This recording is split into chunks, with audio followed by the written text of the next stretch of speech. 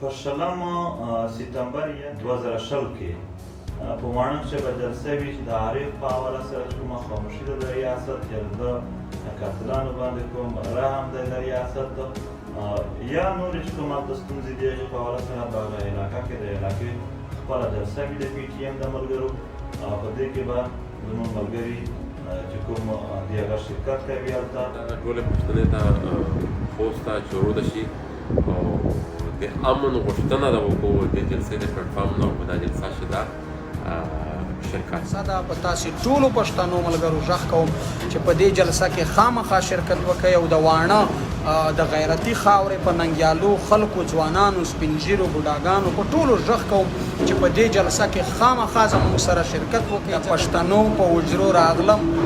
حجرې خالي وې ژڼې جنګ ته تللي ونه پښتون ته پاته ده چې په ټول وزیرستان کې او بالخصوص په وانا سب ډیویژن کې یو بیا ډېره بدامني په تنظیمونو روانه شوې ده اغواکارۍ ټارګټ کیلینګ او د تورې شیشې نه په مختلفې طریقې باندې خلک متاثر کېږي د ګورې د منځ مخ نه خلک اغوا کېږي نو د دغې خلاف د پښتون تحفظ مومنټو په 20 تاریخ باندې د ایدور پریز د حاجي میرسلام پام باندې یوه پرامنه ضلعي جلسه وي موږ د ټولو پښتانه نه او د وزیرستان د ټولو خلکو نه موږ دا درخواست کی چې د خپل راتلونکي نسلینې دا د پرامن وزیرستان او د پرامن پښتونخوا جوړول د پوره د سره په دا جلسه کې شرکت وکړي په دې جلسې کې ګډون وکړي او موږ پښتانه په خپله خاوره باندې که په وزیرستان کې وي په لر او بر کې موږ مزیده دهشتګردي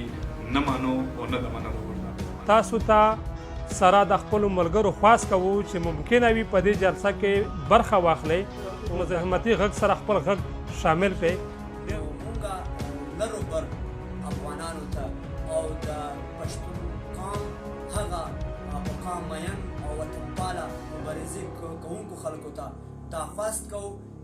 چې دوی راشي زموږ سره په دې جلسه کې ګډون وکړي